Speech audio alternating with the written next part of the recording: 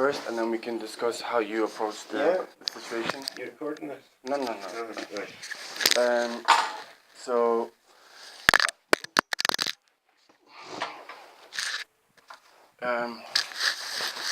I contacted Forth Valley Advocacy numerous times. So to give you an understanding of what happened, I arrived here August 22nd, 2014. Right? And I was brought here on the pretense of delusions of grandeur. So I have my Canadian passport, all my documents, everything in my bag, which I can actually do. No, that's fine. Okay. So basically, I got taken to the psych ward, and a doctor said, I'm not Canadian, I never worked at high-level IT, because I basically worked at Lloyd's Bank, Bank of America, Royal Bank of Canada, everything. So I'm making that up. I was never involved in the Calgary floods. You think you're bigger than you think you are, and therefore I'm sectioning you. And I said, before you make a horrendous mistake, please at least let me show you who I am. So he refused me to use a phone. I couldn't use a computer. So I was almost trapped. And the thing is that I would say is I was literally marched from outside by 2 police Scotland officers. I'm like, what's going on here? I got taken to roommate. They injected me with, I really still to this day don't know what it was, but to the point I was paralyzed from the waist down. I couldn't feel my legs. They beat the crap out of me, 4 nurses. Then what I did was, when I was lying naked on the floor, at least half naked, you know how there's those little, like a window like that. And they were literally standing there watching me as I'm naked. I'm like, this is freaking barbaric. There 6 weeks. A Dr. Mustafa, so I initially saw a Dr. Gotts, then a Dr. Mustafa, and then a Dr. Crawford. Dr. Mustafa would regularly come in wearing absolutely no underwear, to the point I'm like, you're a psychologist and you're coming in with no underwear, saying, well, you're an IT manager, surely you can teach me IT project management. I was injected 3 times, beaten twice, they spat in my food, and the only way I got out was Ormiston's. I had to go to a tribunal several times to plead my case of, and then they basically went, oh, sorry, we made a big mistake, on you go.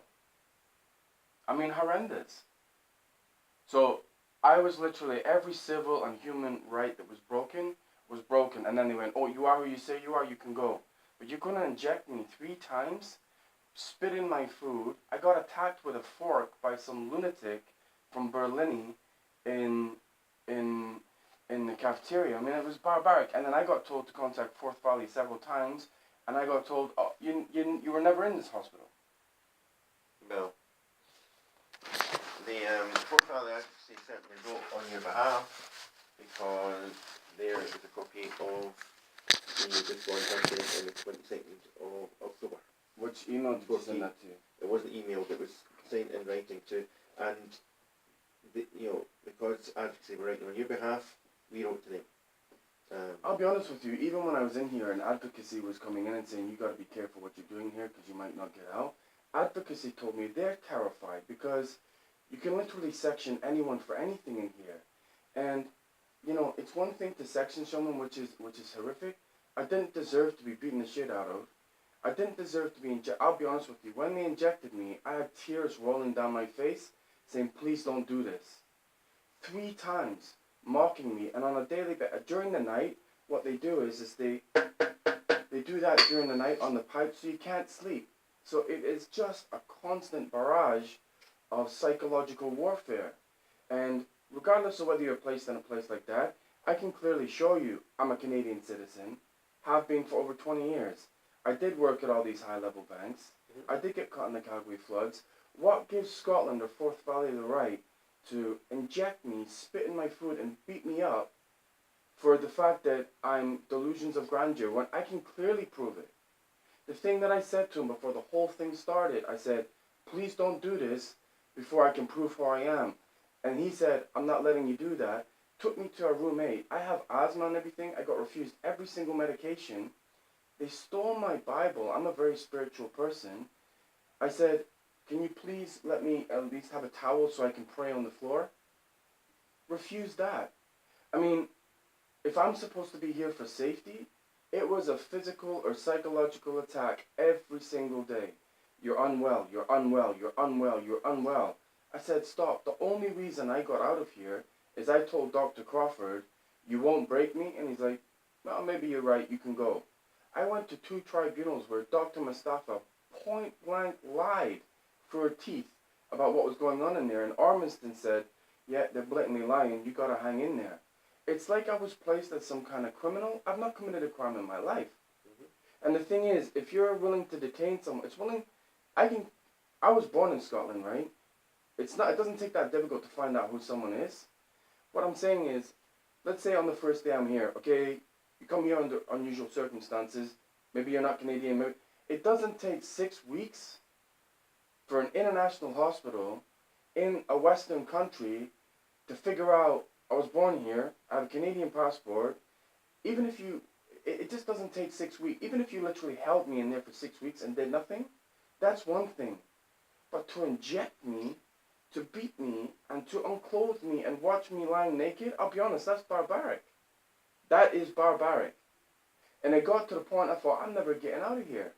And the only reason I got out of there, you're not supposed to use phones and emails and stuff. There was one decent girl in there and said, I don't know why you're getting treated like this. Brought me in clothes from her house.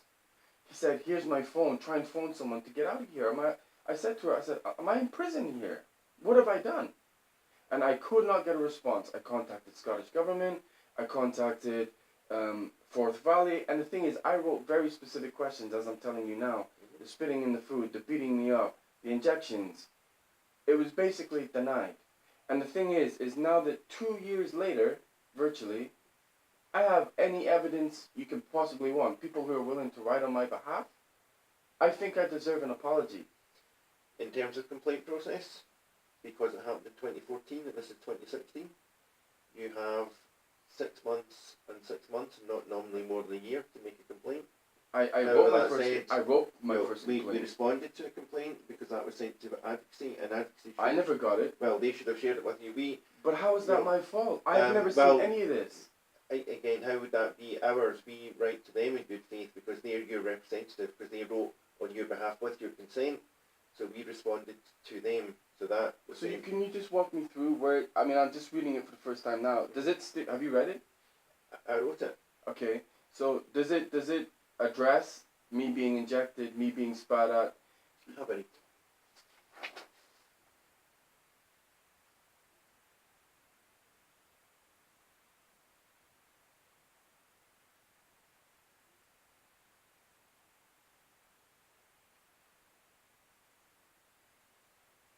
So it's saying I agreed with him that I had a psychological illness? We can only go on the information that we receive. I mean, it is against every human and civil right you can imagine. I got marched into this hospital. I didn't walk in here freely.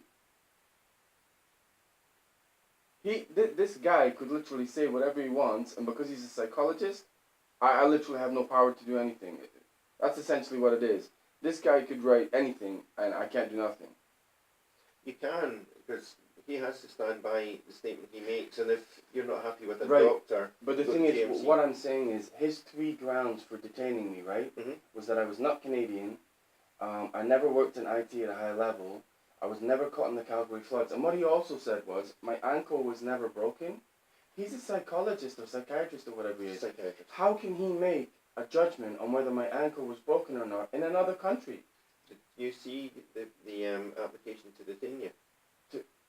When they detained, you're saying that The whole point was delusions of grandeur. Right. Then it changed every single week. It's the reason I was here. The reason he sectioned me the very first time was that I was making it all up, and I thought I was some high-level manager, which I wasn't. And he said, it's going to take time to figure out whether you're telling the truth or not. Within a few days, I was then injected, and I'm like, so you're injecting me before you even know who I am? And they're like, yeah, that then happened 3 times. And they didn't tell you what they were using? I know it was pretty horrific considering what it did to my body. And the other thing is that they said, we won't inject you, and then within 24 hours, I got pinned down and injected. And the thing is, I wasn't hurting nobody, I wasn't being violent, I was paralyzed from the waist down with no clothes on while nurses are standing in the hallway watching me.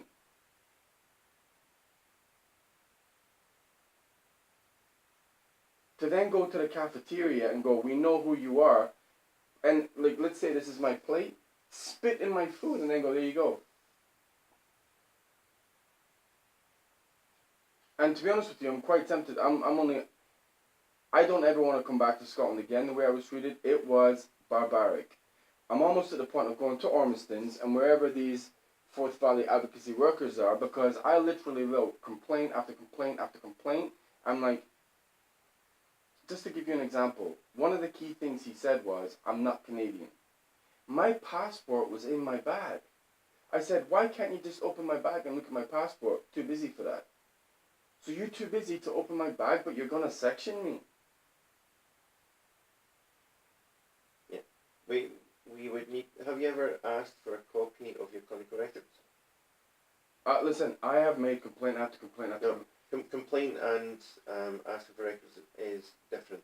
You can do... Listen, Dr. Yeah. Gotts, Dr. Mustafa, Dr. Crawford didn't. Those two first, psychologists, psychiatrists, whatever they are, lied through their teeth.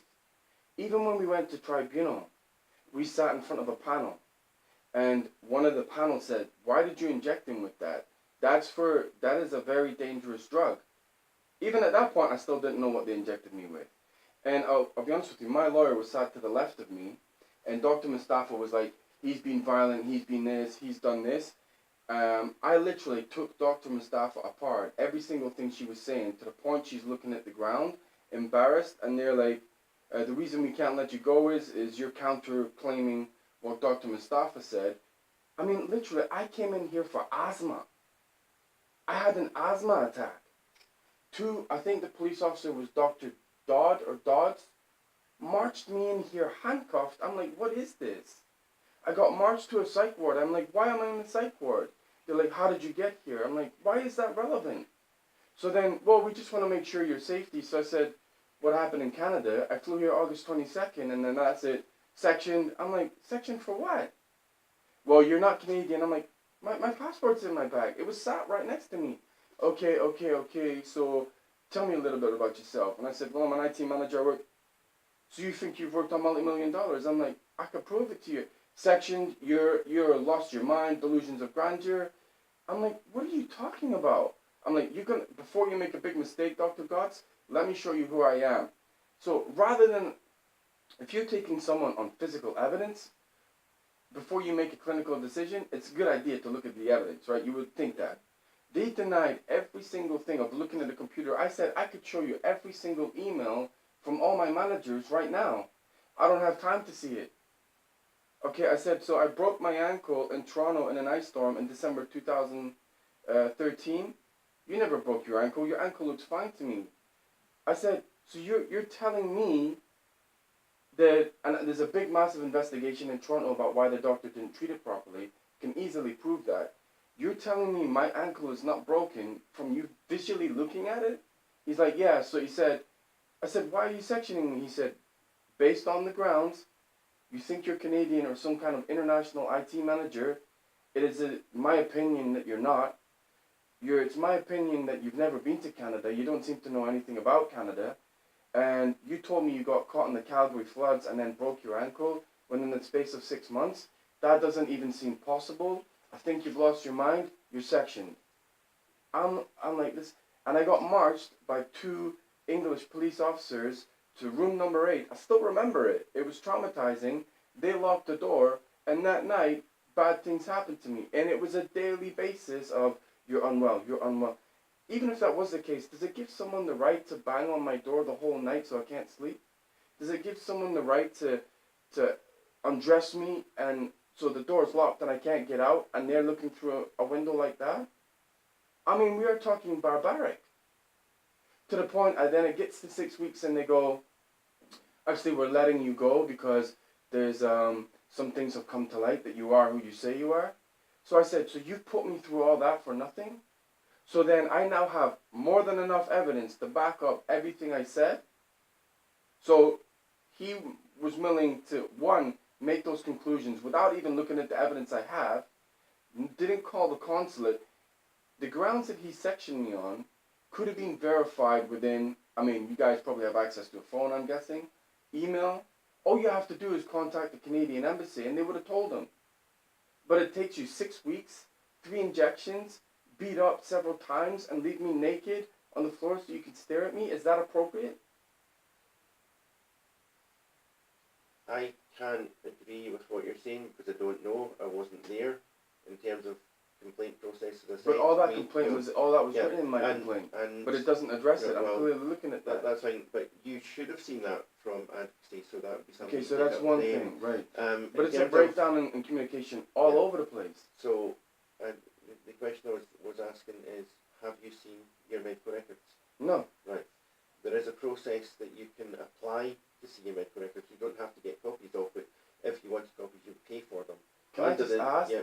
I just asked Scottish government, email after email after email after email. I'll give you an example. You know the reason I came back to Scotland was because I had emails from Scottish government saying, come back to Scotland, we'll get your situation sorted, you'll be safe.